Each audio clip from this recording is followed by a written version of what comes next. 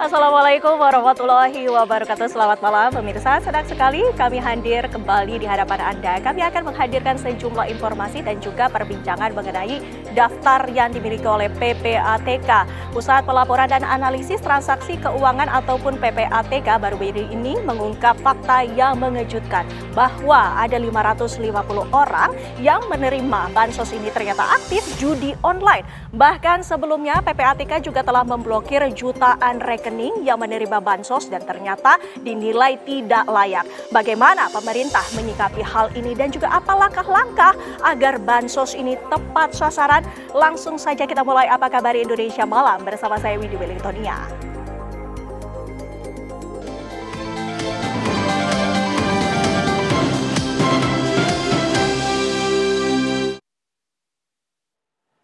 Pemirsa, banjir kembali merendam sejumlah wilayah di Jakarta usai hujan deras. Banjir salah satunya terjadi di permukiman yang berada di dekat bantaran Sungai Ciliwung. Ketinggian air mencapai 1 meter lebih.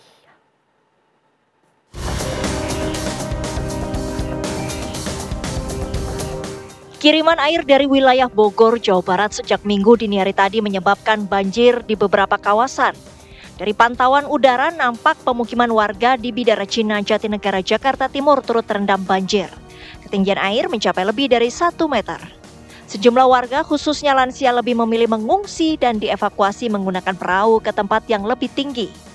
Banjir ini disebabkan oleh meluapnya aliran Kali Ciliwung yang melintasi permukiman setelah mendapat kiriman air dari Katulampa, Bogor, Jawa Barat. Sebelumnya wilayah Bogor diguyur hujan dengan intensitas tinggi. Warga yang terdampak adalah mereka yang tinggal dekat bantaran kali. Mereka menjadi langganan banjir selama bertahun-tahun. Warga terus berharap agar petugas terkait melakukan normalisasi aliran kali dan membuat tanggul yang lebih tinggi agar banjir yang kerap terjadi di wilayah ini tidak terulang. Udah biasa kalau ada pokoknya di Bogor. Pokoknya kita sih sebenarnya tuh dari Bogor semuanya. Tergantung Bogornya, Katulampa berapa, Manggarai berapa baru kita limpahannya. Nah, ini kan berarti ini udah dalam setahun ini udah berapa kali Bu banjir parah ini seperti ini Bu di kawasan Bidara Cina ini Bu? Udah berapa kali? 3 kali, udah 3 kali. Dari puasa awal. Dari puasa udah mulai. Banjir kiriman dari bendungan Katulampa, Bogor, Jawa Barat juga merendam ratusan rumah di kawasan Kebonpala dan Tanah Rendah, Jatinegara, Jakarta Timur hingga 2 meter lebih. Banjir mulai masuk ke permukiman warga sejak Minggu dini hari. Ketinggian banjir yang mencapai 2 meter lebih membuat aktivitas warga pun terganggu. Warga terpaksa menerobos banjir untuk keluar rumah. Tampak pula sejumlah warga berupaya mengamankan barang berharga milik mereka. Sebagian warga korban banjir bertahan di lantai 2 rumah mereka. Mereka juga berharap agar pemerintah setempat dapat segera mengatasi banjir yang merendam rumah mereka selama puluhan tahun.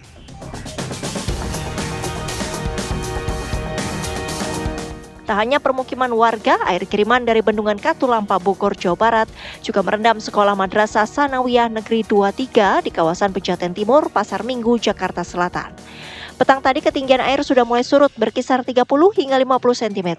Sekolah pun mulai melakukan pembersihan meski aktivitas belajar mengajar masih libur esok Senin. Tim TV One mengabarkan. Banjir merendam sejumlah wilayah di Jakarta dan langsung saja kita bergabung dengan rekan Yolanda Chaniago yang berada di Kebonpala, Jatinegara, Jakarta Timur. Yolanda, bagaimana ketinggian banjir saat ini mengingat hujan masih terjadi hingga petang tadi? Yolanda. Ya, selamat malam Windy dan juga pemirsa. Memang dari malam hari kemarin sejumlah titik di wilayah Jakarta sudah diguyur oleh hujan. Dan bahkan hujan hingga malam ini masih saja terus turun begitu Windy dan juga pemirsa. Sehingga menyebabkan beberapa titik di wilayah Jakarta tergenang banjir. Dan salah satunya di tempat saya mengabarkan saat ini Windy dan juga pemirsa, tepatnya di Kebonpala RW 4 dan juga RW 5, di mana pada malam hari ini ketinggian hujan banjir maksud kami mencapai titik tertinggi adalah 1,8 meter. Dan memang dapat Anda lihat, Windy dan juga pemirsa, ini titik tertinggi dari tempat saya mengabarkan saja sudah terlihat banjir mencapai paha orang dewasa begitu. Nah, dilihat dari wilayahnya sendiri, Windy dan juga pemirsa, ini semakin dalam akan semakin tinggi banjirnya, dan titik tertinggi di banjir pada wilayah Kebonpala RW 4 dan RW 5 ini mencapai 1,8 meter.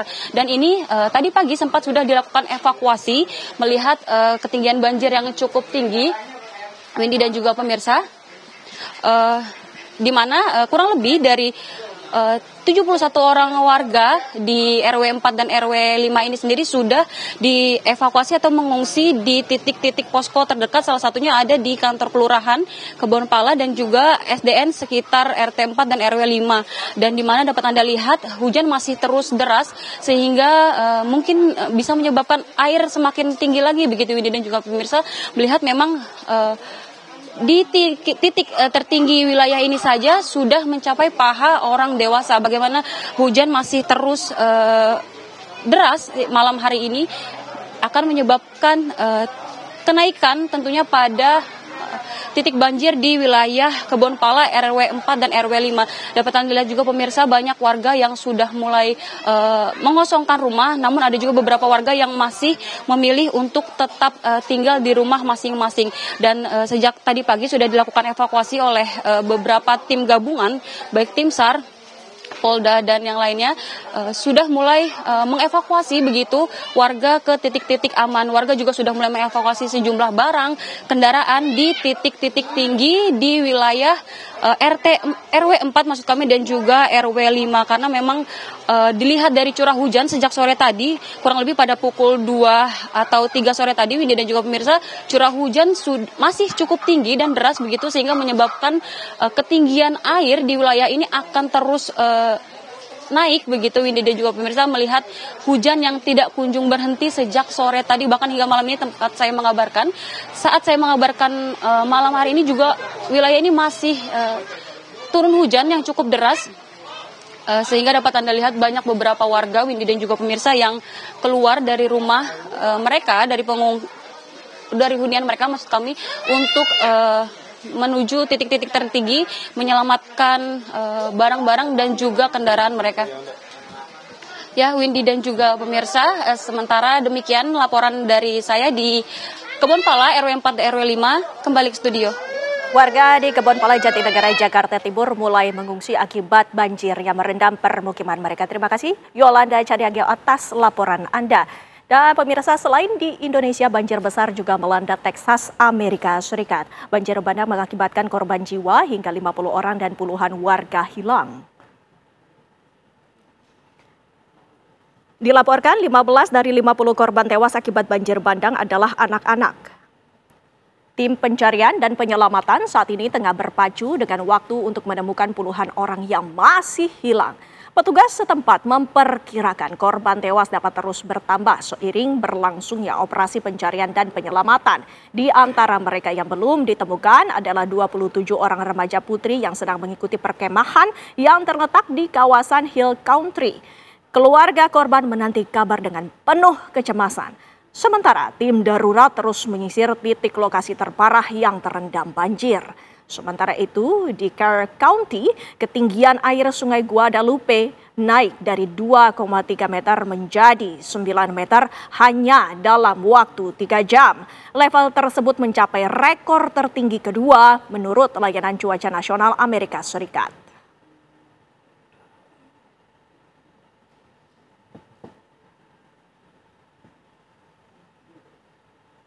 Kita beralih ke kabar lainnya, pemirsa, aksi pengeroyokan terekam CCTV di depan kampus ITENAS, Kota Bandung pada Sabtu malam. Sekelompok orang mengeroyok 3 remaja yang sedang berkumpul. Diduga insiden ini dipicu suara gerungan motor yang dibalas dengan lemparan. Dalam rekaman terlihat sekelompok pemuda menaiki sepeda motor yang melintas lalu tiba-tiba berhenti dan langsung melakukan pengeroyokan terhadap 3 orang remaja yang tengah nongkrong di pinggir jalan. Aksi pengeroyokan diduga karena korban merasa risih dan melempar sesuatu ke jalan saat sekelompok pemotor melintas. Lalu para pengendara motor langsung berhenti dan melakukan pengeroyokan.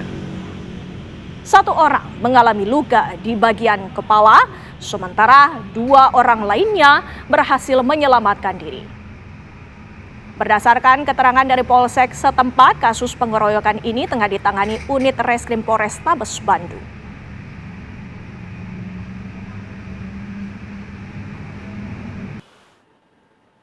Polresta Sleman Yogyakarta menetapkan 3 orang tersangka penggantian plat nomor mobil yang menewaskan Argo Eriko Afandi, mahasiswa UGM akibat kecelakaan maut. Namun ketiga tersangka tidak ditahan karena ancaman hukuman di bawah 5 tahun. Kepolisian Sleman Yogyakarta menetapkan 3 orang tersangka kasus penggantian plat nomor mobil BMW yang dikendarai Cristiano Tarigan saat menabrak mahasiswa UGM Argo Eriko Afandi. Ketiganya adalah pria berinisial I, N, dan W. 2 pelaku, W dan N, merupakan kenalan Cristiano yang menyuruh I untuk mengganti plat. Namun menurut polisi, kedua tersangka mengaku tidak disuruh oleh Cristiano maupun orang tuanya untuk mengganti plat tersebut. Meski sudah ditetapkan sebagai tersangka, ketiganya tidak ditahan oleh pihak kepolisian dengan alasan ancaman hukuman di bawah 5 tahun. Cristiano Tarigan sudah ditetapkan sebagai tersangka dan sambil menunggu berkas perkara diserahkan ke Kejaksaan, Cristiano Tarigan saat ini mendekam di sel jeruji Polresta Sleman.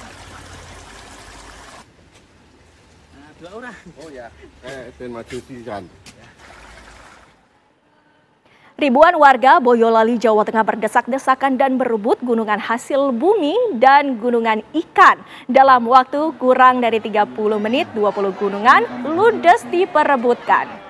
Dipercaya membawa berkah, warga rela berdesakan demi mendapatkan isi gunungan. Sebelum diperebutkan, 20 gunungan tersebut dikirap dari bendungan timur Waduk Cengklik menuju Plaza Waduk Cengklik. Selain gunungan, sejumlah kesenian khas Boyolali juga ikut dalam kirap tersebut. Kirap budaya dan sedekah Waduk Cengklik menjadi acara rutin setiap tahunnya. Acara tersebut sebagai bentuk pelestarian tradisi dan wujud syukur kepada Tuhan Yang Maha Kuasa atas karunia alam.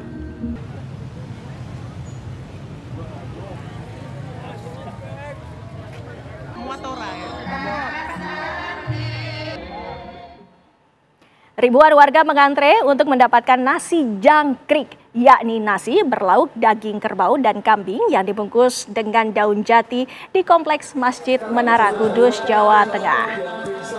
Ya pemirsa, seperti inilah kondisi antrian pembagian nasi jangkrik yang menggular di Jalan Kompleks Masjid Menara dan Makam Sunan Kudus. Di barisan antrean wanita, ribuan orang dari berbagai daerah menunggu giliran. Sejak pagi mereka rela mengantre untuk mendapatkan nasi jangkrik ini. Kondisi serupa juga terjadi di barisan antrean pria, baik tua maupun muda berdesakan hingga membuat petugas keamanan yang menjaga harus kerja ekstra menertibkan antrean. Pembagian nasi jangkrik ini adalah salah satu dari rangkaian acara tradisi buka luwur atau penggantian kelambu Makam Sunan Kudus yang digelar setiap tanggal 10 Muharram.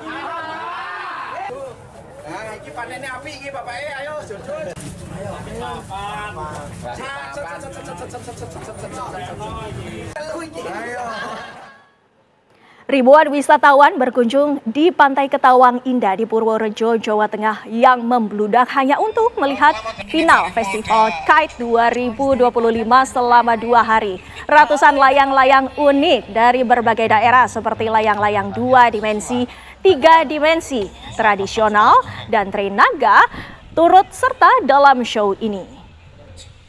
Inilah bagian kecil dari kemeriahan show layang-layang yang diberi tajuk Festival Kite 2025 yang diselenggarakan selama 2 hari di Pantai Ketawang Indah, Kecamatan Gerabak, Kabupaten Purworejo, Jawa Tengah. Dan hari ini adalah puncak dari Kite Festival layang-layang. Diikuti 100 peserta dari 25 klub yang berasal dari dalam negeri maupun luar negeri. 2 negara di antaranya adalah Singapura dan juga Swedia.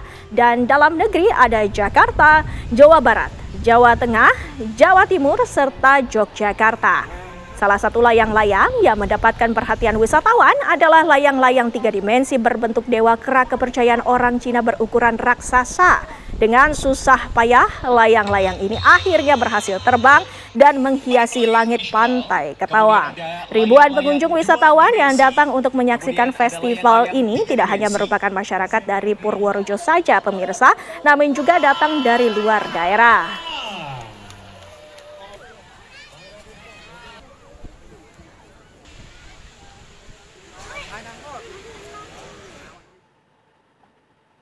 Pemirsa, Presiden Prabowo Subianto melakukan lawatan ke Brazil untuk menghadiri konferensi tingkat tinggi di sana. Ada kembali bersama kami pemirsa, Presiden Prabowo Subianto melakukan lawatan ke Brazil untuk menghadiri konferensi tingkat tinggi BRICS di Rio de Janeiro. Presiden Prabowo akan bertemu dengan Presiden Brazil Luiz Inácio Lula da Silva pada 7 Juli 2025. Presiden Prabowo Subianto dalam kunjungannya ke Brazil dijadwalkan menghadiri konferensi tingkat tinggi BRICS Brazil, Rusia, India, Cina, dan Afrika Selatan. Presiden didampingi sejumlah Menteri Kabinet Merah Putih. KTT BRICS digelar di Rio de Janeiro pada tanggal 6 dan 7 Juli. Saat tiba di Rio de Janeiro, Presiden Prabowo disambut para diaspora yang berharap kerjasama kedua negara makin kokoh.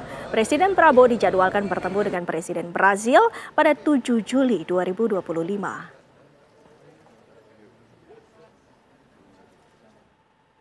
Dan pemirsa, langsung saja kita bergabung dengan rekan Yohanes Leonardo yang saat ini berada di Brazil. Selamat malam waktu Indonesia, Ardo. Bagaimana rencana agenda pertemuan Presiden Prabowo juga dengan Presiden Brazil? Ardo.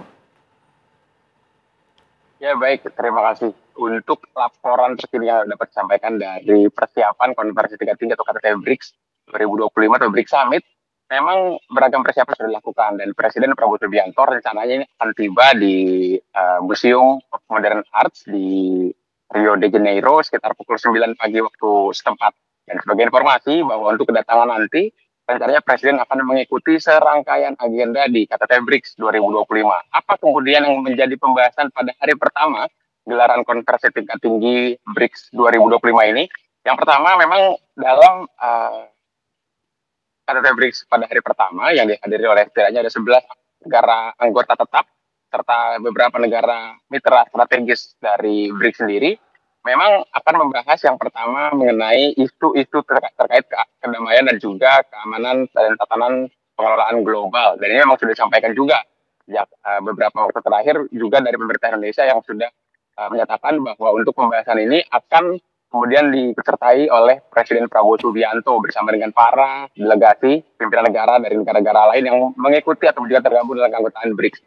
Lalu kemudian juga dalam sesi hari ini juga akan berlangsung pembahasan isu-isu terkait forum-forum ekonomi bisnis, kerjasama multilateral, serta juga regulasi dan juga penekanan soal AI atau Artificial Intelligence. Karena memang ini menjadi salah satu isu yang cukup panas di dunia, tidak hanya di Indonesia saat ini.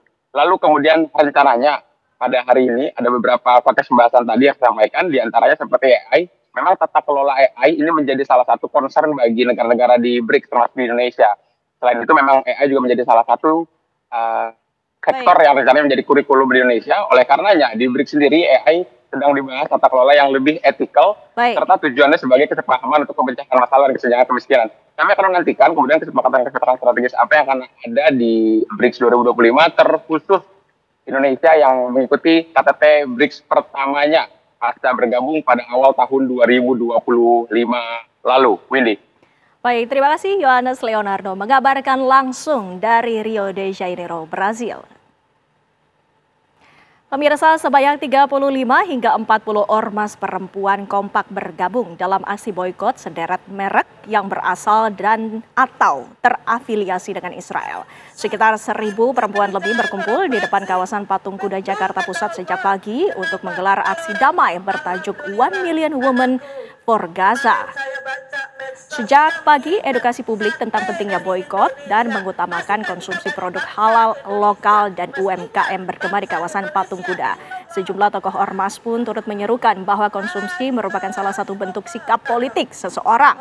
Aksi damai ini mencakup orasi dan doa bersama, edukasi terkait produk-produk pro-Israel, hingga penanda tanganan deklarasi nasional boikot oleh perempuan Indonesia.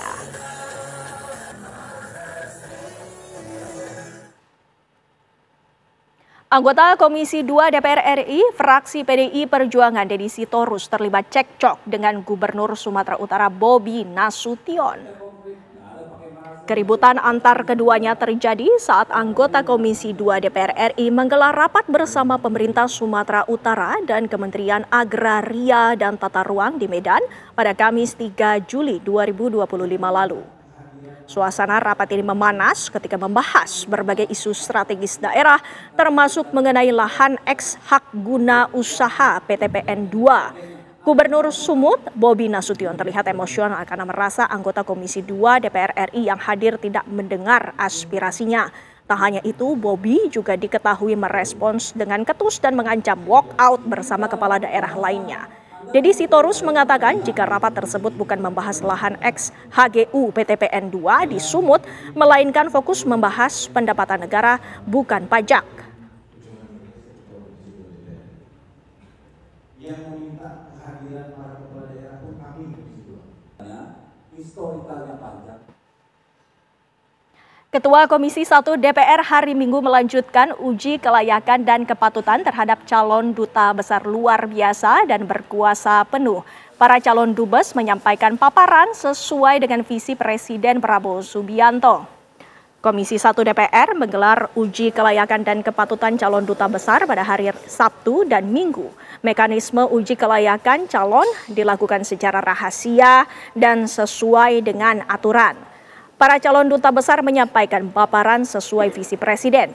Total ada 24 calon dubes yang diuji, 12 calon sudah diuji pada hari Sabtu dan 12 calon diuji pada hari Minggu. Hasil uji kelayakan dilaporkan dalam rapat paripurna pada hari Selasa.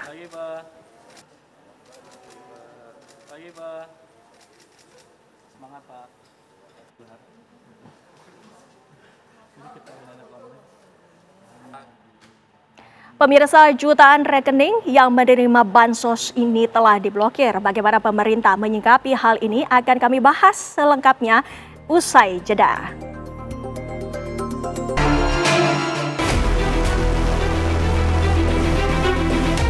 Pusat Pelaporan dan Analisis Transaksi Keuangan atau PPATK mengungkap 550.000 orang penerima bantuan sosial pada tahun 2024 aktif bermain judi online. Sebelumnya, PPATK telah memblokir jutaan rekening penerima bantuan sosial karena dinilai tidak layak menerima bantuan. PPATK juga menemukan rekening yang sudah tidak aktif namun tetap menerima bantuan. Sementara itu, Menteri Sosial Republik Indonesia Saifullah Yusuf mengungkap ada 1,9 juta data penerima bantuan sosial atau bansos yang terkoreksi. Melihat kejadian tersebut, bagaimanakah pemerintah melakukan filter terhadap rekening-rekening bermasalah dan termasuk juga penerima yang tidak tepat? Apakah hanya dengan pemblokiran rekening saja atau sampai pada pengusutan yang lebih lanjut lagi?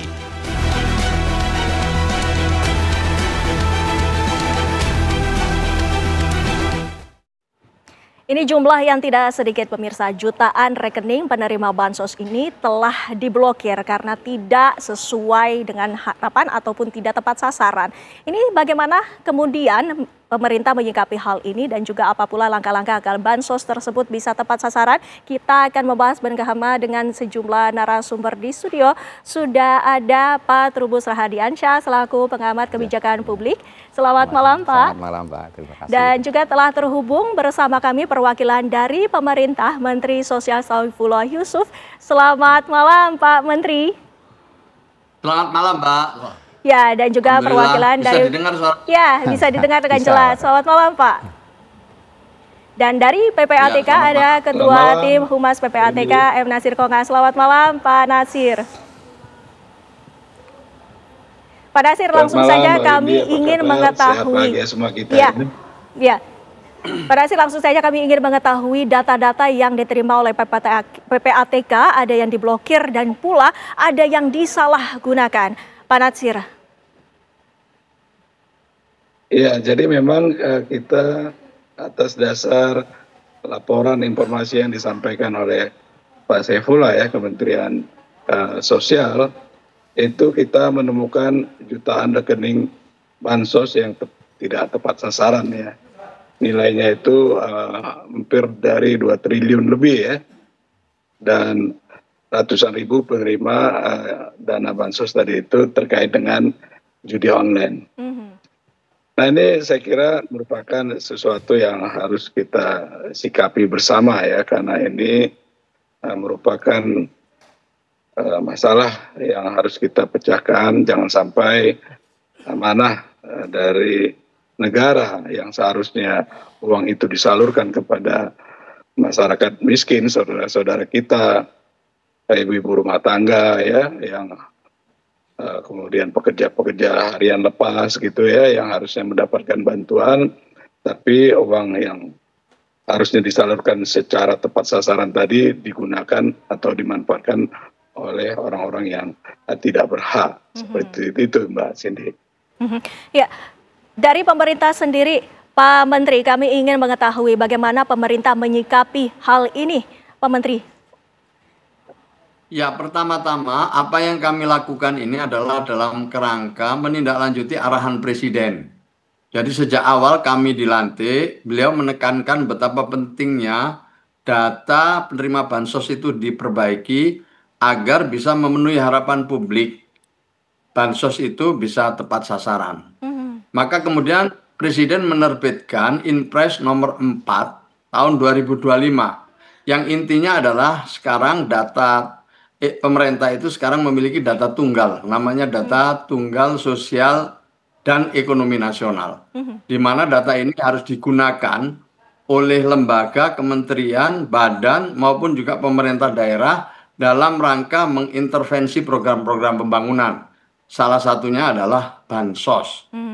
Sebagaimana diketahui, ya data menunjukkan ini data yang dikeluarkan oleh Dewan Ekonomi Nasional, itu ada subsidi dan bansos itu tahun 2025 ini lebih dari 500 triliun.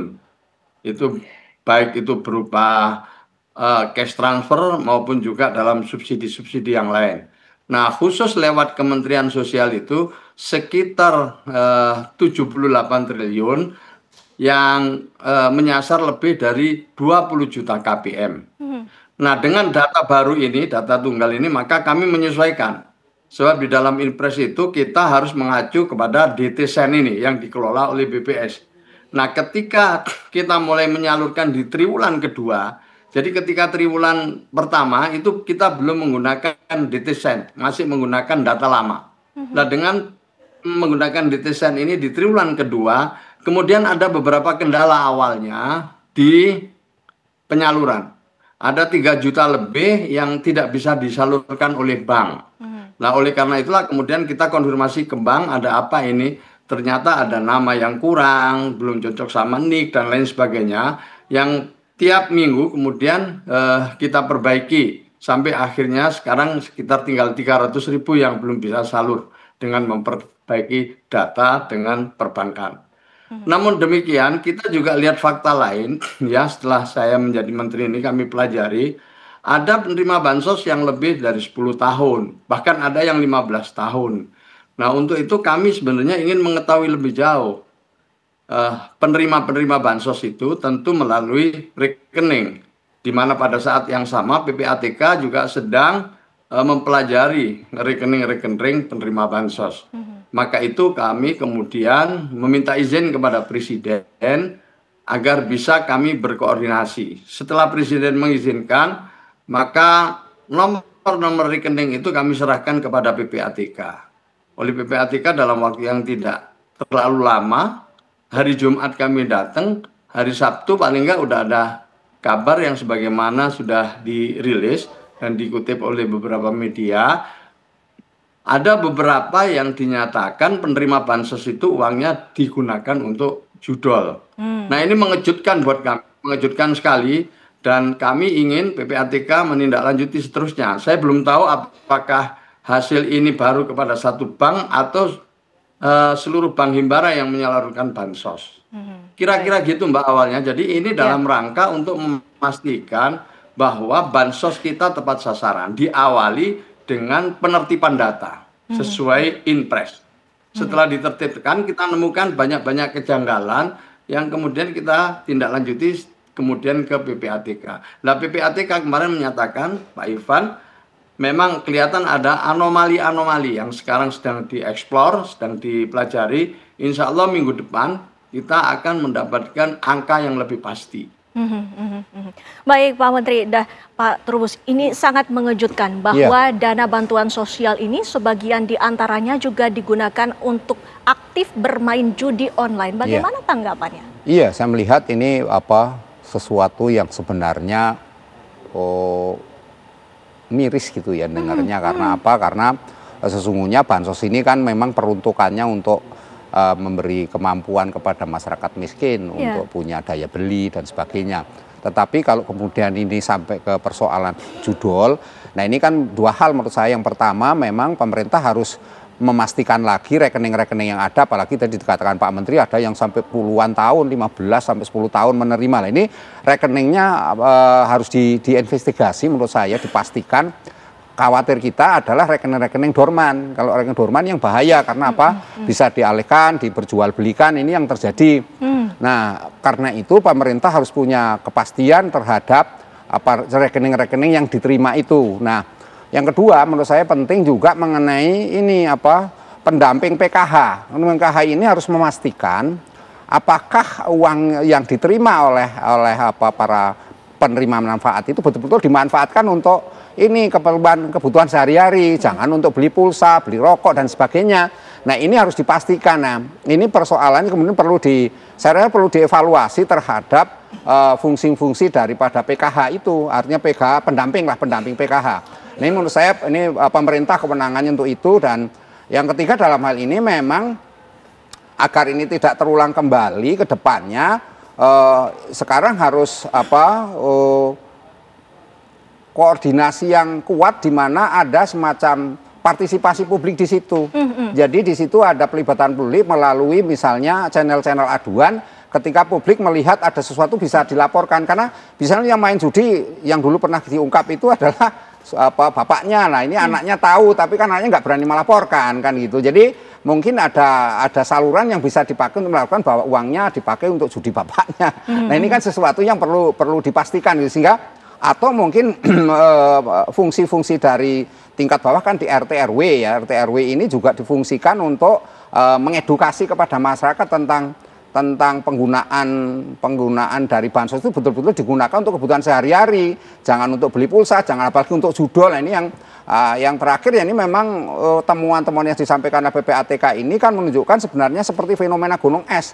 Ya artinya di bawahnya masih banyak sekali. Lah ini sayangnya ini PPATK ini kewenangannya masih terbatas ya, tidak punya kewenangan sampai investigasi.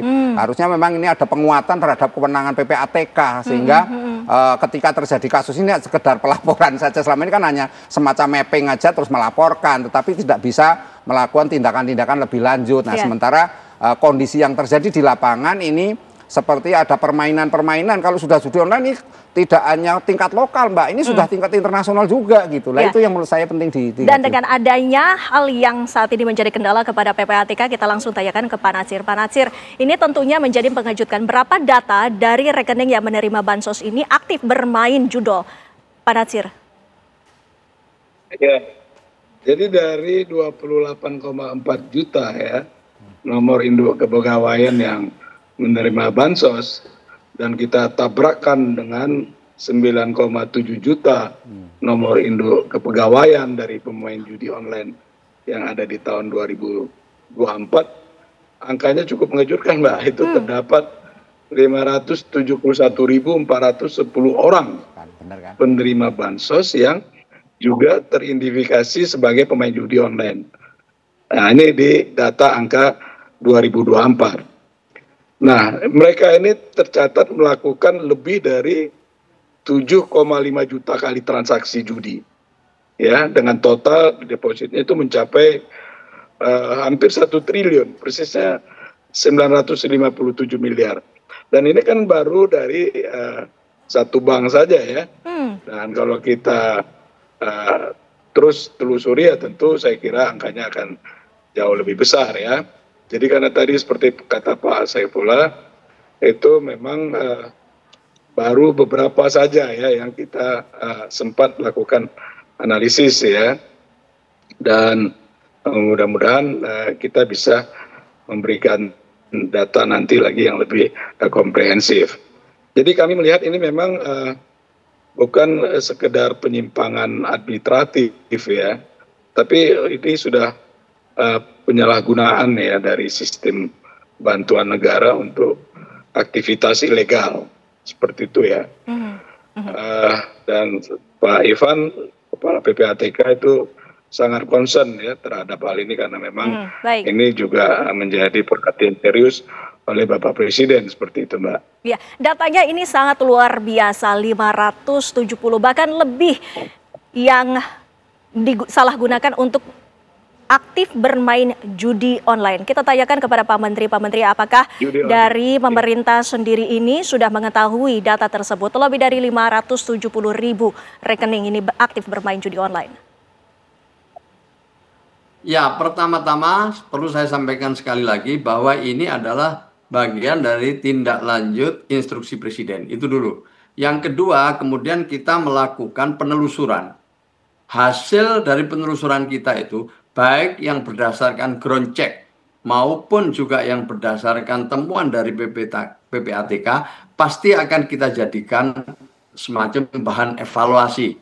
Termasuk tadi setuju saya dengan Pak Trubus, bagaimana peran pendamping PKH tentang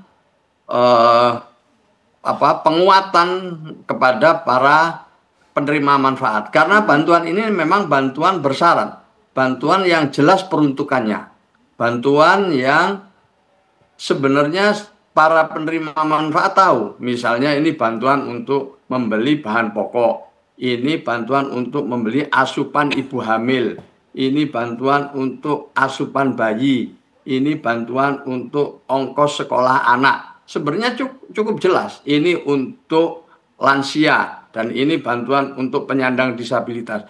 Jadi semua bantuan ini adalah bantuan persyarat yang peruntukannya sudah jelas. Dan penerima manfaat itu seharusnya tahu untuk apa bantuan ini.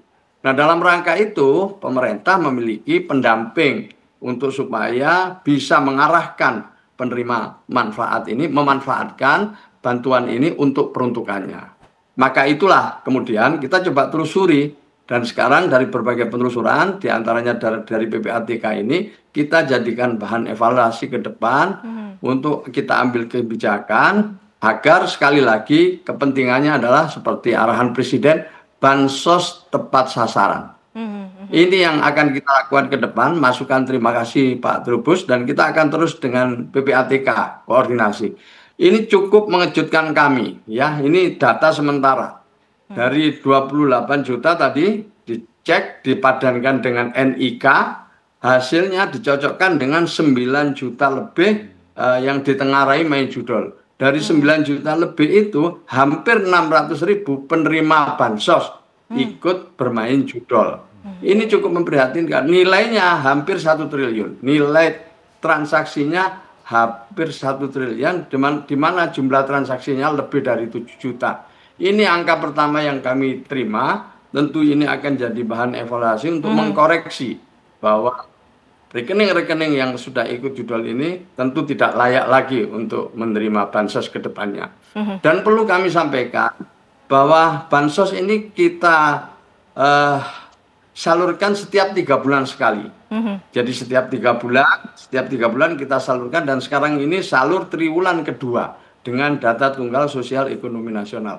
Maka itu ada masa peralihan dari data lama ke data baru. Ya, ini ada beberapa keluarga. Ya, Pak Menteri, pertanyaannya selanjutnya, di mana celahnya sehingga penerima bansos ini bisa digunakan untuk bermain judi online? Kami akan bahas pemirsa selepas jeda pariwara berikut ini.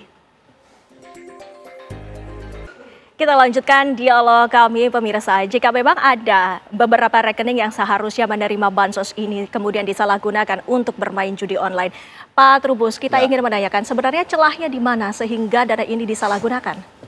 Celahnya pertama itu dari ini Mbak, apa namanya, banyaknya rekening. Rekening yang harusnya selalu diupdate. Nah, artinya apa? Ini kan ada yang menerima lama, udah lama sekali, itu kan harusnya rekeningnya dicek dulu. Ini dia menerima sudah tadi sampai ke Pak Menteri ada sampai 10 sampai 15 tahun. Iya. Rekeningnya itu saja. Ini harus diganti. Jangan-jangan rekening nanti cloning atau apa, kan kita harus dilihat juga. Yang kedua juga ada rekening yang kategori itu nggak aktif, itu dorman. Nah, rekening dorman ini harus dicek dulu, kan tidak bisa nanti PPATK tiba ini karena dorman langsung ditutup. Anda yang punya ini sensitif loh, bisa marah nanti ngamuk mereka yang dapat misalnya seperti itu. Nah, harus dipanggil dulu yang bersangkutan pemilik rekeningnya, beri diedukasi dulu, harus apa namanya istilahnya itu masih dipakai atau tidak, kan ditanyakan secara baik-baik supaya tidak menimbulkan istilah kekecewaan, kemarahan. Nah, akhirnya menurut saya ini pendamping PKH ini juga harus dipastikan betul nggak dia bekerja dalam arti memang memantau betul, memonitoring, mengevaluasi penggunaan dari uang yang diterima oleh para istilahnya penerima manfaat, kan gitu. Jadi sasaran ini menurut saya penting sekali dilihat di sana. Karena apa? Karena sesungguhnya pemanfaatan itu tentu dia istilah pendamping PKH ini kan kepanjangan tangan pemerintah gitu yang di tingkat paling bawah lah gitu. Nah, ini yang harus istilahnya proaktif melaporkan, sekaligus kalau ada temuan-temuan juga harus ini segera istilahnya melakukan langkah-langkah berkoordinasi dengan pemerintah dalam hari ini di tingkat bawah, tentu artinya tingkat kelurahan, tingkat kecamatan, tingkat pemerintah daerah itu harus koordinasi itu. Di satu sisi juga memang banyak juga masyarakat kita ini memang ya ego kan istilahnya sudah menerima wajiban untuk istilahnya kalau diintervensi kan dia bisa tersinggung marah Mbak. Kalau artinya mungkin pendamping juga ada handicap di situ untuk istilahnya menegur atau mungkin memberikan arahan-arahan yang kemudian oleh si penerima manfaat itu seperti dihindari gitu kan juga harus dilihat. Tapi ini memang suatu hal yang penting adalah bagaimana kemudian pemerintah menata ulang, karena ini memang masalah sensitif. Kalau misalnya mereka dulunya menerima jadi nggak menerima, itu bisa ngamuk Mbak. Nanti itu persoalan nanti menyalahkan ke pemerintah kan. Dan ini juga harus dilihat secara utuh. Nah, kemudian ini kan persoalan sudah cukup lama sebenarnya, karena apa? Karena kalau misalnya itu dibiarkan terus-menerus, soal ini kan jadi pemanfaat judul itu tidak hanya persoalan judi saja, tapi di situ juga ada penipuan, ada peretasan yang semuanya saling kait-mengait. Nah, kalau ini kemudian tidak dilakukan investigasi penyelesaian secara menyeluruh, khawatir saya itu menjadi ajang di mana kemudian ada orang-orang free rider lah, orang penanggung jawab mencari manfaat di situ, mencari keuntungan. Kita juga akan tanyakan kepada pemerintah. Pak Menteri, seperti yang tadi sudah disampaikan oleh Pak Trubus juga menyatakan bahwa ada beberapa rekening yang kemungkinan disalahgunakan ataupun rekening dorman. Ini apakah dari pemerintah sendiri ada pemutakhiran data yang merupakan langkah selanjutnya yang akan diambil oleh pemerintah, Pak Menteri?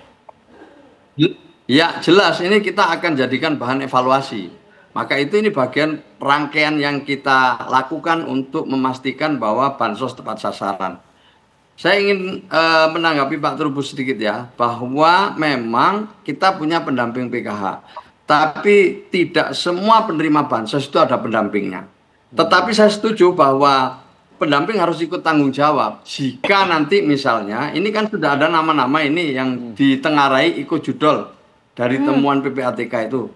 Nah, nama-nama itu jika dia masuk program PKH, nanti akan diketahui siapa pendampingnya, itu pasti. Nah, nanti kalau sudah diketahui KPM-nya siapa, pendampingnya siapa, ini akan menjadikan bahan evaluasi kita ke depan. Apakah pendamping ini bisa dilanjutkan atau tidak. Jadi intinya, ini memang bagian dari langkah pemerintah, khususnya Kementerian Sosial, menindaklanjuti arahan Presiden dalam rangka memastikan bahwa bansos tepat sasaran. Saya sendiri setelah dilantik terus mempelajari apa yang sudah dilakukan selama ini, data-datanya seperti apa. Nah, sekarang ini mulai kita tindak lanjuti berdasarkan data-data yang ada. Saya setuju kita evaluasi, kemudian kita lakukan perombakan kebijakan yang baik, agar ke depan penyaluran bansos lebih prudent, ya, lebih hati-hati dan juga patuh kepada seluruh aturan yang ada. Saya kira ini yang sangat penting. Ini tadi yang kita sebut mengejutkan itu adalah 500 lebih tadi, ya, nomor rekening yang ditengarai ikut main judol itu baru dari satu bank itu. Dan nanti bank-bank yang lain kita juga perlu lihat lagi. Maka itu saya memang secara khusus mohon kepada PPATK untuk semua dianalisis, untuk dieksplor sedemikian rupa. Nah, nanti kita terima data dari PPATK dari seluruh perbankan yang memang telah menerima penyaluran bansos dari kami. Baik, dari PPATK sendiri apakah datanya sudah ada dan ataukah akan terus bertambah? PPATK sendiri dalam khususnya yang bermain judol ini ya Pak Natsir, kami ingin mengetahui datanya dan juga nilainya ini berapa Pak Natsir? Ya, tentu dari data yang ada terus akan kita lakukan ya. Dan kita bekerja secara optimal untuk agar semua penerima bansos ini tepat sasaran ya, sebagaimana arahan Bapak Presiden. Tentu kita juga melakukan mengembangkan ya dari pemetaan risiko dan membangun sistem deteksi dini ya, atau early warning ya terhadap rekening bansos yang disalahgunakan itu. Saya kira kami juga mengapresiasi ya atas informasi data yang disampaikan oleh Pak Saifullah ya dan teman-teman dari Kemensos. Nah, PPATK selain fungsinya melakukan analisis dan menyampaikan hasil analisis kepada penegak hukum dan pihak terkait lainnya, kami juga memiliki kewenangan untuk memberikan rekomendasi. Jadi selain data-data itu kami sampaikan, tentu kami akan juga berikan rekomendasi kepada Kementerian Sosial ya atas data-data yang kita temukan nantinya. Seperti itu, Mbak. Berapa kerugian negara Pak Natsir atas rekening yang diduga bermain judol ini? Secara pasti belum kita hitung ya, tapi kan sebagaimana saya sampaikan tadi ada 571.410 orang yang penerima bansos ini yang teridentifikasi sebagai pemain judi online dari data 2024. Dan deposit dari para pemain judi penerima bansos tadi itu mencapai angka 957 miliar. Nah, kerugian negara tentu nanti akan dihitung oleh pihak lain seperti itu. Baik, Pak Trubus, kita langsung tanggapi. Menurut Bapak sendiri, pandangannya dari sebagai pengamat, dengan adanya data yang tadi sudah disampaikan, apakah yang harus dilakukan dan bagaimana juga bisa membedakan hingga rekening tersebut bisa disalahgunakan sebagai judol? Apakah ini merupakan yang dilakukan secara individu ataupun berkelompok? Iya, ini memang di publik dugaannya dua. Pertama, itu ada yang bermain secara individual. Ini selama ini diduga itu saja, tapi ada dugaan yang kedua itu sifatnya ada yang mengatur gitu. Jadi ada sifatnya ada yang ya ada bandarnya lah kira-kira seperti itu, sehingga ini bisa bermain secara ya cantik lah bahasanya mereka, sehingga pemerintah sampai hari ini baru sekarang kan ini dilakukan setelah Pak Menteri baru ini, kebijakan Presiden yang sekarang, yang dulu kan sudah berlangsung lama, ini itu pun juga tahun 2002 sampai 2024 yang baru dianalisa dan itu baru satu bank. Artinya apa? Di sini kemungkinan bahwa akan terjadi jumlahnya lebih banyak lagi sangat besar. Nah, karena itu sebenarnya ini perlu pemerintah membuat satu kebijakan regulasi kalau misalnya ini nantinya ditemukan ini pemainnya tunggal, udah dikasih sanksinya apa, itu harus jelas, karena sanksinya sanksi edukatif, nggak mungkin sanksinya terlalu berat sampai ke pidana yang lebih ini, karena ini sifatnya bantuan sosial ya, jadi kita juga harus memandang bahwa dia warga negara yang harus diedukasi lah, karena seperti itu. Yang kedua, kalau ini sifatnya bermain ada aktor-aktor yang bermain, artinya ada unsur kebersamaan lah gitu ya. Nah ini hukumannya seperti apa? Nah karena itu sebenarnya tadi saya setuju dengan Pak Menteri bahwa ada dengan kerjasama dengan APH untuk menginvestigasi secara menyeluruh temuan-temuan itu. Tetapi ini perlu dilihat bahwa persoalan bansos ini tidak semata-mata bagaimana mereka harus patuh, Tetapi persoalannya bagaimana dia itu memanfaatkan uang dari yang didapat itu untuk kebutuhan sehari-hari itu. Nah ini yang artinya dikembalikan fungsi dasarnya adalah keperluan dapur. Untuk ibu menyusui, ibu hamil dan sebagainya itu kan fungsi-fungsi yang harus betul-betul dioptimalkan. Karena itu tadi kita singgung bagaimana kemudian peran dari ini pendamping PKH, meskipun tadi Pak Menteri mengatakan tidak semua memang. Nah, inilah perlu ditata ulang mengenai pendamping PKH ini, sejauh mana kemudian kalau tadi disebut nama-namanya sudah ada, maka pendamping PKH bisa dirujuk ini siapa pendampingnya kok, sehingga terjadi istilahnya uangnya dimanfaatkan untuk di luar inilah ketentuan lah kira-kira di luar tujuan.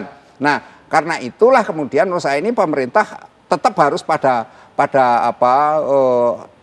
kitohnya bahwa bansos ini harus diterima kepada mereka yang memang sudah ditetapkan sasarannya. Jangan sampai disalahgunakan, khususnya untuk judi online. Nah, Pak Menteri, dengan adanya temuan dan juga fakta dari rekening yang digunakan untuk judi online ini, sesungguhnya bagaimana untuk mendeteksi rekening tersebut digunakan ataupun disalahgunakan untuk bermain judi online, Pak Menteri? Ya, saya kembali lagi tadi mengomentari Pak Trubus ya di session sebelumnya terkait partisipasi masyarakat. Jadi kita melibatkan masyarakat juga untuk ikut berpartisipasi. Kita membuka yang namanya aplikasi Cek Bansos. Itu ada 2 jalur, jalur formal mulai RT, RW, lurah sampai bupati, gubernur dan seterusnya. Tapi jalur yang kedua adalah partisipasi, di mana masyarakat bisa usul dan sanggah terhadap mungkin hal-hal yang diketahui tentang penerima bansos. Bisa mengusulkan, ini saya punya tetangga, saya punya teman yang semestinya dia dapat bansos tapi kok nggak dapat. Atau juga menyanggah, ini ada tetangga saya yang sebenarnya nggak layak dapat bansos tapi dapat bansos. Ini adalah dalam rangka untuk membuka partisipasi masyarakat untuk ikut mengoreksi para penerima bansos itu. Karena memang terus terang aja selama ini yang aktif pemerintah, sementara penerima bansosnya ini belum aktif. Nah sekarang ke depan sedang dibangun oleh Dewan Ekonomi Nasional adanya aplikasi yang membuat nanti penerima bansos juga ikut aktif melaporkan seluruh bansos yang diterima lewat satu mekanisme yang dibuat. Tapi itu nanti ini dalam proses lah untuk memperbaiki agar kita makin akurat datanya dan diterima disalurkan kepada mereka yang berhak. Nah, kami berdasarkan data-data ini nanti akan menjadi bahan evaluasi dan mengambil kebijakan. Karena memang jelas arah kita sesuai arah Presiden, arah kita sangat jelas. Bahwa kita ingin bansos tepat sasaran. Berbagai cara kita tempuh, tapi saya setuju dengan Pak Trubus, tentu tetap kita akan juga memasukkan unsur edukasi di sini. Nah, tadi yang namanya pendamping juga ikut bertanggung jawab. Terima kasih masukannya Pak Trubus. Ya, Pak Menteri. Dan juga Pak Nasir juga kami ingin mengetahui tadi menanggapi dari pernyataan dari Pak Menteri, apakah ada hal-hal yang perlu disosialisasikan kepada warga khususnya untuk juga turut memantau rekening dari bansos yang disalahgunakan. Sesaat lagi Pak Nasir, kami akan kembali selepas jeda.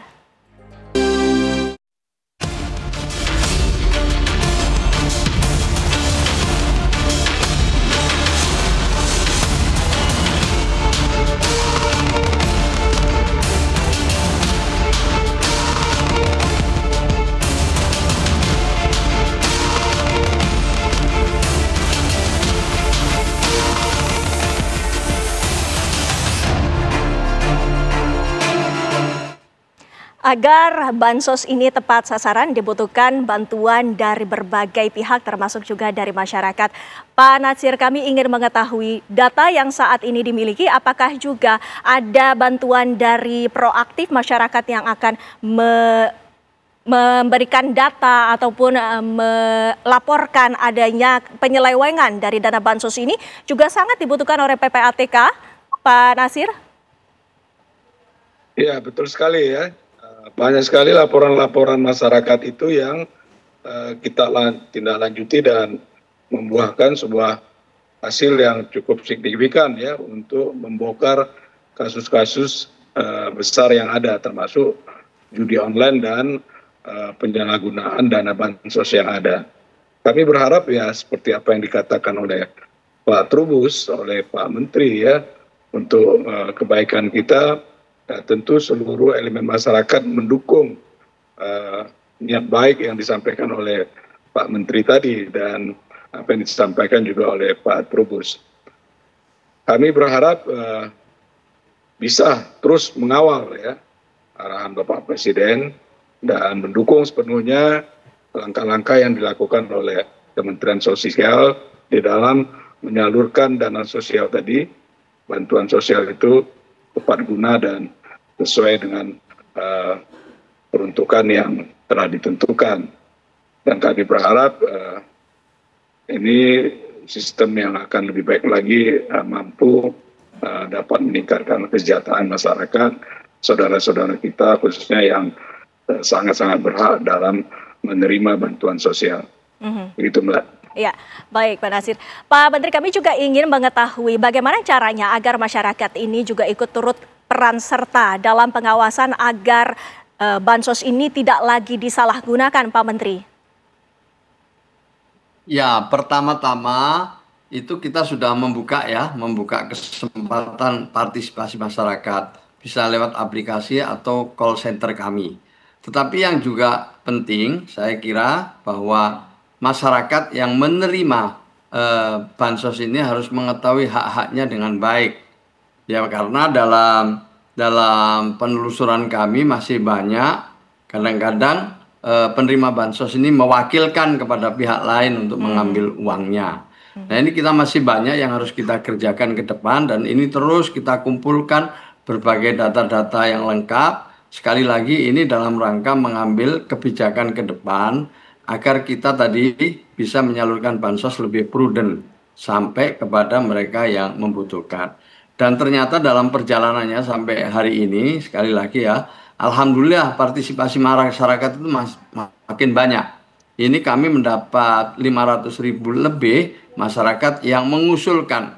Ada mengusulkan tetangganya, keluarganya, menyampaikan informasi bahwa ini adalah nama-nama dengan identitas yang jelas disertai dengan foto-foto yang ditampilkan sehingga kita bisa melakukan ground check, kita bisa melakukan satu upaya untuk cek lapangan langsung bersama BPS, bersama tim kami dan setelah itu kita akan olah, diverifikasi, validasi dan dijadikan bagian dari DTSN kita, data tunggal sosial dan ekonomi nasional. Jadi pada dasarnya kami membuka peluang masyarakat untuk ikut memberikan usul sanggah atas mereka yang menerima bansos. Kemudian yang kedua, ini di PPATK ini di samping yang digunakan untuk judol, ada juga informasi yang saya dapat itu yang rekeningnya lebih dari 2 juta, rekeningnya lebih dari 1 juta. Itu juga perlu ditelusuri lebih lanjut karena pada umumnya biasanya itu yang namanya bansos itu langsung dipergunakan oleh mereka. Nah, ini masih banyak nanti belakang ini yang akan kita teruskan. Yang berikutnya juga saya harus akui bahwa masih banyak ya penerima bansos itu yang memang mereka bagian dari yang berhak menerima juga cukup banyak. Jadi dari sampai sekarang itu 80% salur itu sudah diterima oleh mereka yang selama ini telah menerima bansos.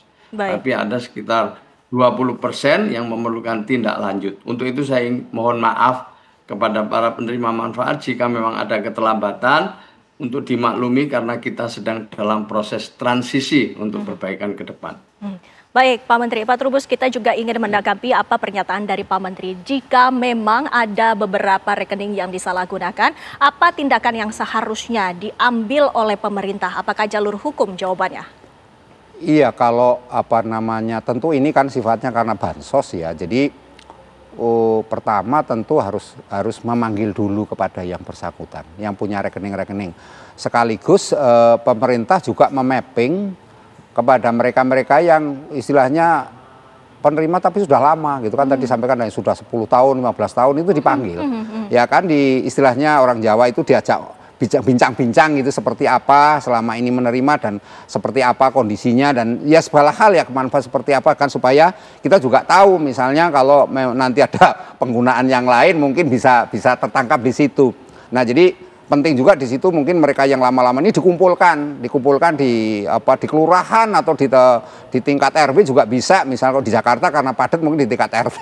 Nah itu dikumpulkan saja semuanya setiap ini dikasih edukasi tentang pemanfaatan dari uang bansos ini, sehingga kembali bahwa bansos ini adalah kepentingan dapur, urusan kebutuhan ya. Jadi tidak dimanfaatkan selain itu. Nah tentu yang keluar nanti ada sanksi kalau misalnya memang sudah diberikan ini ya ada sanksi hukum, misalnya dicabut atau sementara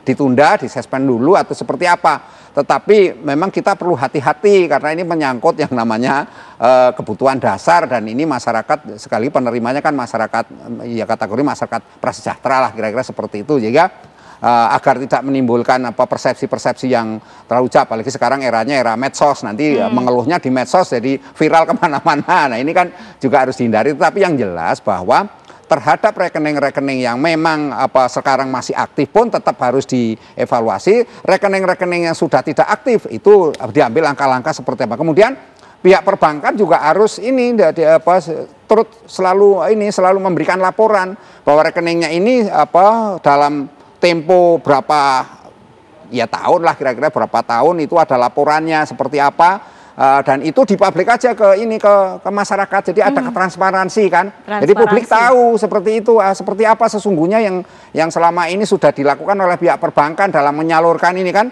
Selama ini orang menyalurkan hanya ya yang tahu yang menerima kan lewat rekening, tapi bagaimana kemudian pihak lain ingin ikut mengetahui, karena ini bagian dari namanya dana publik Mbak. Jadi dana publik ya publik memang butuh tahu gitu. Jadi ada transparansi sehingga ada akuntabilitas juga dari pihak perbankan yang menyalurkan selama ini. Kalau misalnya ada kendala seperti apa, nah itu juga bagian yang penting untuk didiskusikan. Tadi melengkapi dari pernyataan Pak Menteri dan Pak PPATK, itu tentu bagi yang karena banyak keluhan dan yang baru-baru juga ada, saya rasa ini memang segera secepatnya direspon. Karena karena jangan sampai nanti kita istilahnya lambat-lambat, lama-lama jadi muncul di publik seolah-olah pemerintah nggak memperhatikan, kurang memarginalkan, kurang peduli. Karena intinya adalah bansos ini sebagai negara hadir. Hadir dan kepada kita masyarakat. juga akan menunggu bagaimana langkah dari pemerintah. Pak Menteri, mungkin apa langkah terdekat yang akan dilakukan oleh pemerintah sehingga dana bansos ini tepat sasaran? Singkat saja. Tentu saya terima kasih ya PPATK melengkapi data kami, hasil analisisnya. Kami juga sudah melakukan ground check ke lapangan.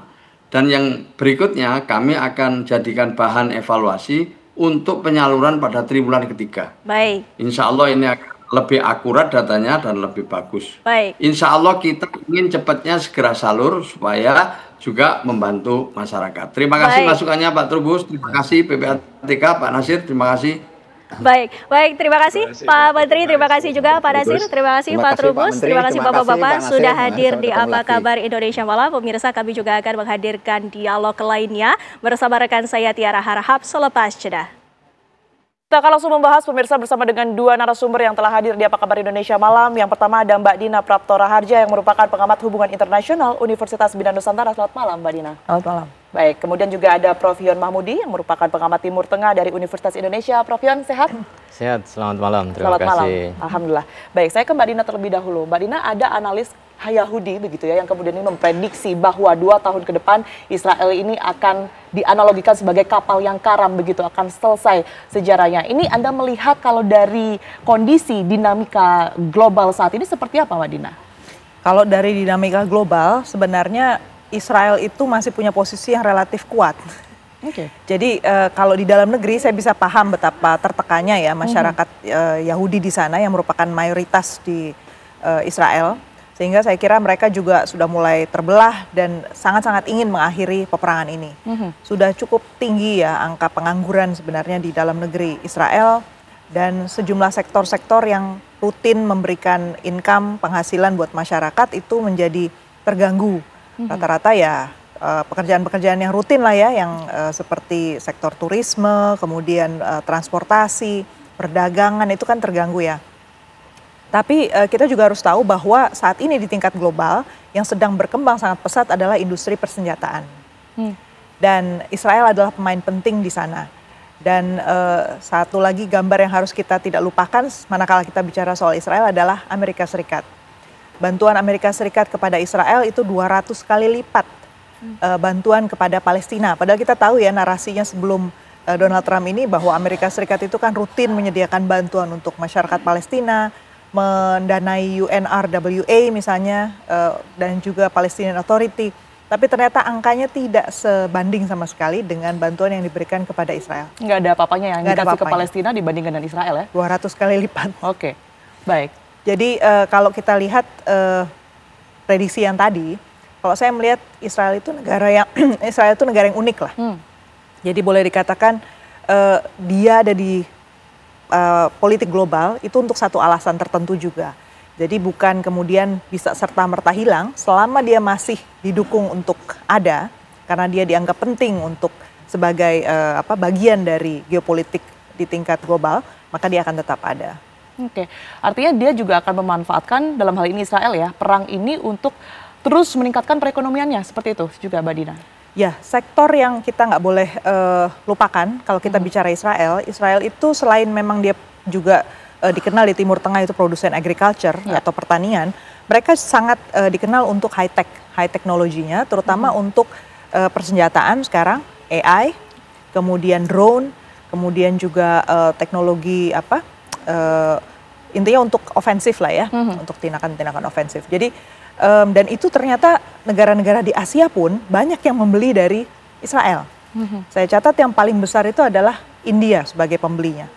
Kemudian Cina juga membeli dari sana, ada Singapura juga ada Vietnam misalnya. Kalau kita lihat dari tetangga kita aja, itu mereka masih membeli dari Israel. Jadi defisit ya ekonomi Israel, kemudian pengangguran ya, inflasi sangat tinggi ya, tapi bukan berarti kemudian ekonominya akan serta-merta runtuh. Baik, kalau menurut Mbak Dina, nampaknya Israel dalam tanda kutip masih kuat begitu ya. Setidaknya untuk 2 tahun ke depan ini belum bisa dikatakan runtuh. Kalau profil sendiri melihat seperti apa? Israel ini kan kalau di tidak hanya wilayah Timur Tengah saja, tetapi bagi dunia ini juga cukup kuat, apalagi disokong oleh Amerika Serikat. Tetapi justru di sini ada pengamat dan juga analis begitu ya yang mengatakan bahwa 2 tahun saja akan selesai ini. Ya, artinya kalau kita melihat ya peperangan ini yang sudah hampir 2 tahun, dan itu kan sangat menjatuhkan ya image Israel itu sendiri dari sisi kemanusiaan, tidak mendapatkan dukungan, bahkan negara-negara yang sebelumnya sangat dekat ya, Uni Eropa, kemudian satu persatu kemudian mulai mengkritisi peran Israel, ini perang apa yang dilakukan di Gaza. Jadi dari sisi dukungan internasional kemudian saya kira tidak sekuat ya, bahkan mengalami keruntuhan dari sisi dukungan internasional. Kemudian tentu Amerika yang memang sangat kuat ya mendukung Israel karena alasan historis ya, cukup panjang, tetapi juga kemudian publik di Amerika mulai mengkritisi ya bantuan-bantuan Amerika terhadap Israel, dan Amerika dianggap terlibat atau komplisit ya terhadap ya, tragedi yang disebutnya sebagai genosida. Nah, saya kira dari aspek keruntuhan secara strategik itu ya, itu memungkinkan menurunnya kekuatan dari Israel ya, ditambah tadi secara ekonomi, kemudian banyak mereka yang tidak bekerja karena harus masuk ya sebagai tentara cadangan, kemudian pastikan dalam waktu 2 tahun walaupun mendapatkan bantuan dana dari pemerintah, tapi itu kan sangat menyedot ya banyak ekonomi, termasuk juga tentara yang meninggal ya, mungkin 1000-an, belum lagi yang terluka gitu ya, 16.000 sekian. Itu kan kedepannya tentu akan menjadi beban berat ya bagi suatu negara. Kalau kemudian nanti Amerika mulai memperhitungkan untuk tidak memberikan bantuan secara kuat, ini kan juga menjadi persoalan. Maka jalan keluarnya kan dengan melakukan gencatan senjata. Dari fakta-fakta yang kemudian dijabarkan oleh Pak Ion, apa kemudian ini yang bisa digunakan sebagai indikator begitu ya, setidaknya secara ekonomi, sosial maupun juga politik, yang menandakan bahwa sebenarnya Israel tidak sekuat itu? Ya, dari sisi keamanan saya kira kan ada koreksi ya, teknologi high tech yang digunakan oleh Israel ternyata kan juga kebobolan ya ketika menghadapi Iran. Ini kan dari sisi image ya, persenjataan Iron Dome yang itu dibanggakan, tetapi kan juga pasti akan menurunkan ya kualifikasi dan juga kredibilitas ya sebuah sistem pertahanan ketika bisa dihancurkan dan Tel Aviv kemudian Haifa yang itu menjadi sumber ekonomi ya, attack-nya itu kan ke sumber-sumber ekonomi dan tidak sekedar perang biasa menghancurkan sarana militer tapi juga kan ditujukan pada sumber-sumber ekonomi. Nah ini saya kira dari pengalaman dengan Iran kemarin menjadi faktor ya terjadinya penurunan dari Israel, dan kalau kemudian dikatakan 2 tahun lagi ke depan ya akan mengalami kehancuran ya tentu mengarah kepada degradasi ya, tidak sekuat yang dibayangkan dalam region ya kawasan Timur Tengah. Negara-negara Arab itu nggak ada yang berani melawan Israel gitu ya, hanya yang nekat saja, dan yang nekat itu adalah Iran gitu ya. Dan Iran kemudian ya dalam somehow bisa membuktikan bahwa dia juga bisa melakukan attack terhadap Israel. Saya kira ini juga pukulan yang kuat. Baik, Mbak Dina, sebenarnya kalau dilihat, Mbak Dina kan percaya bahwa sebenarnya Israel masih kuat begitu. Jadi narasi ini dimunculkan, ini karena memang ada kritik yang terjadi di dalam negeri begitu ya, terpecahnya masyarakat yang kemudian ini dipimpin oleh Netanyahu, atau memang ada krisis yang memang saat ini sudah terlihat dan menjadi ancaman untuk Israel? Kalau saya melihat Israel ini negara demokrasi, basisnya parlementer dan partainya banyak. Dan partai yang sedang berkuasa sekarang adalah kanan. Dan partainya bukan cuma satu ya, ada banyak partai kanannya. Dan partai kanan itu juga warna-warni. Partainya Netanyahu itu partai yang cenderung center right. Jadi tengah tapi kanan. Jadi awalnya dia bisa naik itu karena dia bisa meraih suara-suara orang-orang yang moderat sebenarnya. Tapi kemudian ketika dia berkuasa, dia mulai membangun koalisi kerjasama dengan partai-partai yang lebih ke kanan. Nah, kanan di Israel itu agak unik juga, karena variasinya juga lumayan antara bagian militer, ada yang memang unsur-unsurnya militer, tapi ada juga kelompok-kelompok yang sebenarnya relatif kurang mampu secara ekonomi. Jadi kelompok-kelompok ortodoks di Israel itu juga merupakan kelompok yang paling miskin juga di Israel. Mereka inginnya apa? Punya satu privilege gitu ya. Karena mereka inginnya berdoa, kemudian beribadah, dan itu saja yang mereka lakukan dan tidak ikut wamil misalnya. Jadi itu satu, kita harus membayangkan bahwa yang mengkritik itu berarti bukan seluruh bagian dari Israel, tetapi juga bisa dikatakan bukan berarti nggak signifikan gitu. Karena kelompok-kelompok yang lebih lebih ke kiri, nah itu yang sekarang sedang berusaha untuk membangun satu narasi bahwa yang kanan ini udah nggak bisa dipertahankan lagi. Kalau saya ngelihat dari sisi demokrasi seperti itu.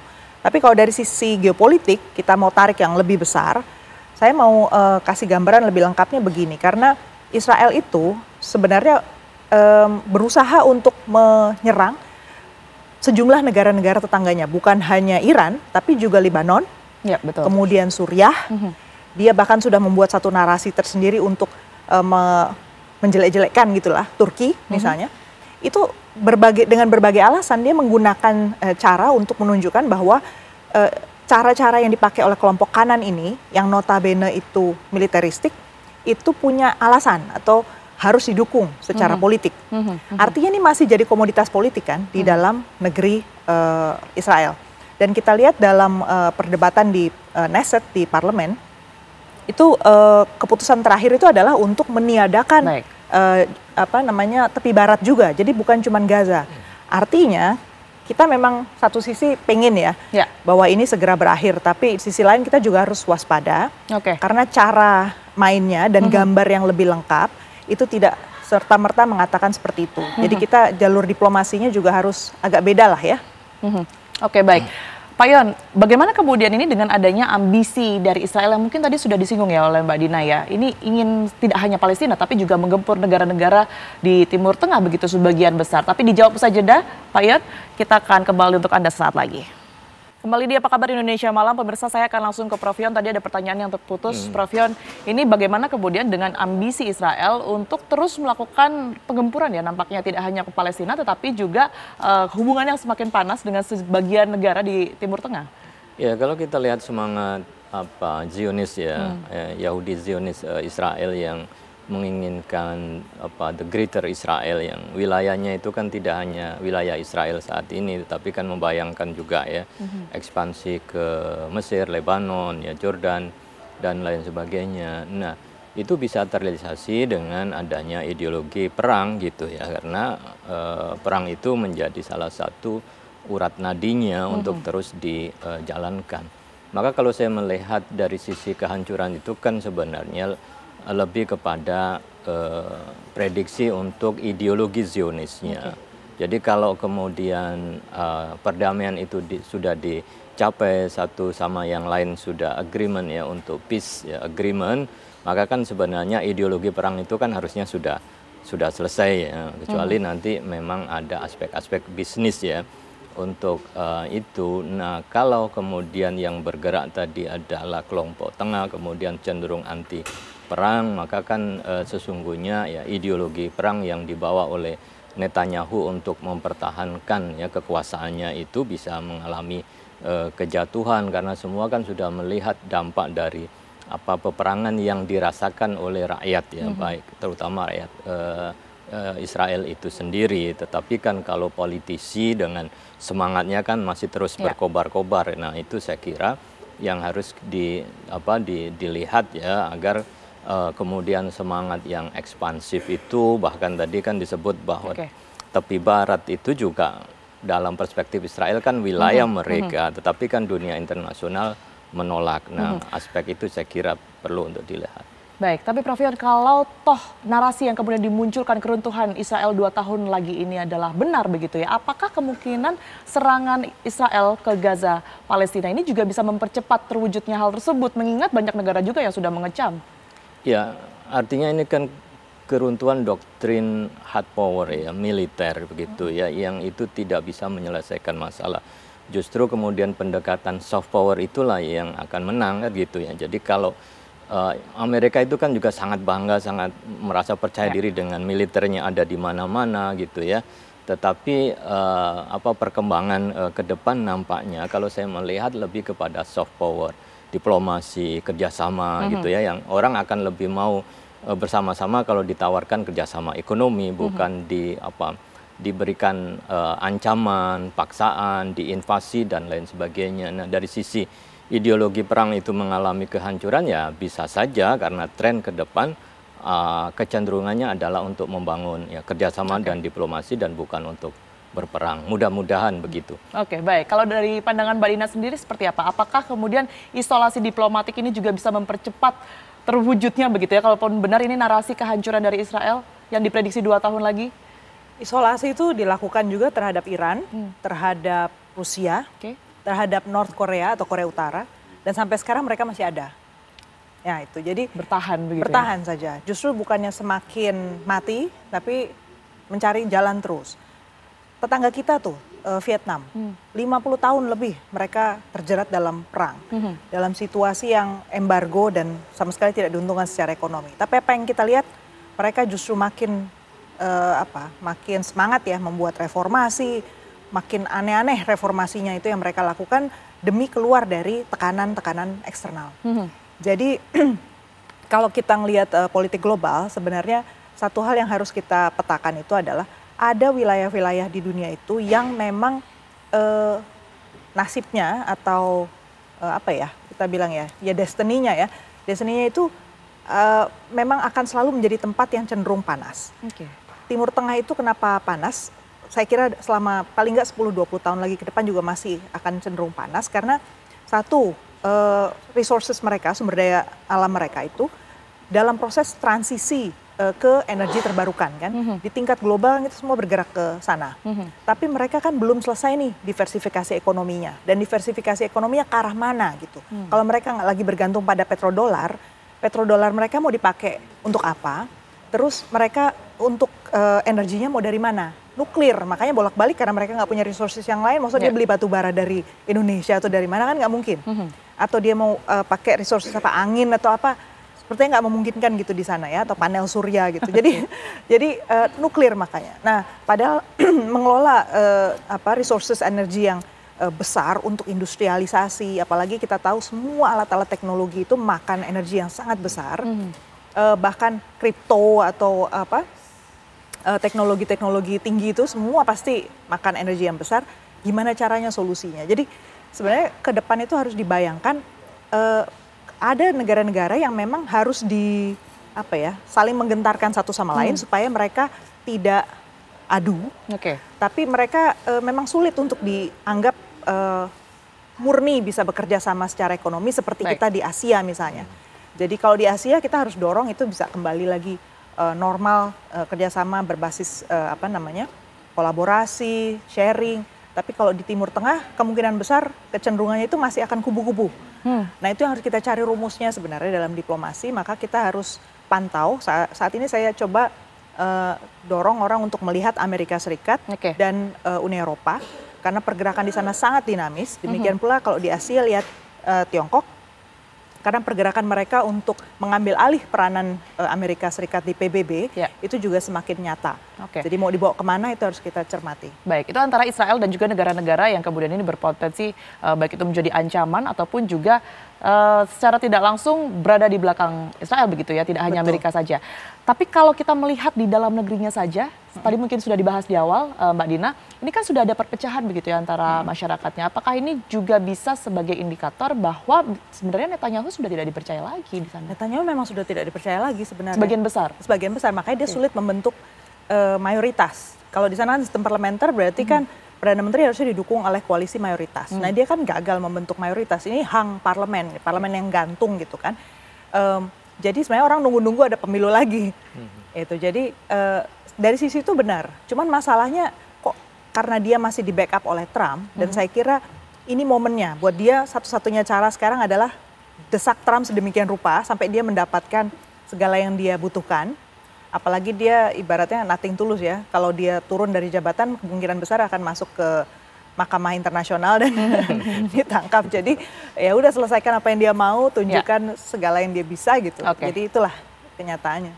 Baik, kalau Anda sendiri melihat seperti apa Prof Yon dalam menyikapi ancaman ini begitu ya, Israel ini baik itu masyarakatnya ataupun juga elit politiknya, ini menyikapinya sebagai propagandakah atau ancaman yang serius sebenarnya?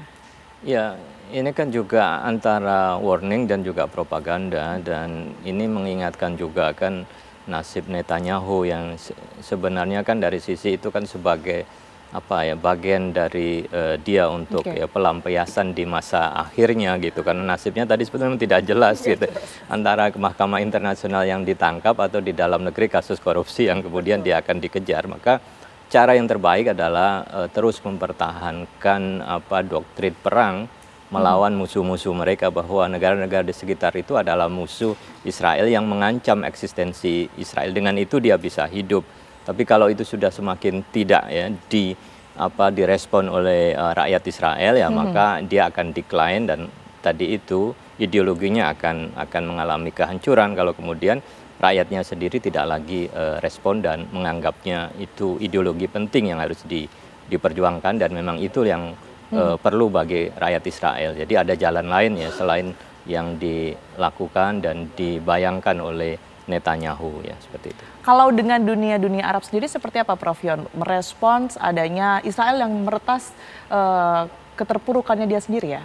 Ya, awalnya kan normalisasi dijalankan begitu, tapi kan setelah perang ini kan tidak mungkin. Normalisasi itu kan menganggap sesuatu itu normal gitu. Bagaimana ini normal gitu ya, adanya perang yang tidak seimbang, genosida dan lain sebagainya. Maka melakukan normalisasi kerjasama dengan negara-negara Arab sekarang kan menjadi buntu ya, kecuali beberapa negara Arab kan mensyaratkan kalau begitu persoalan Palestina harus diselesaikan. Nah, apakah kemudian nanti Amerika juga mau mengambil jalan itu juga gitu? Karena negara Arab juga ngasih investasi besar juga ke Trump kan, ke Amerika. Nah, itu kan nanti saling tawar itu mana yang akan dilirik oleh Trump, tetap mempertahankan Netanyahu atau mengambil investasi yang besar, dan itu baik untuk rakyat Amerika ya, dan sedikit ya mau mengorbankan Israel dalam hal ini Netanyahu.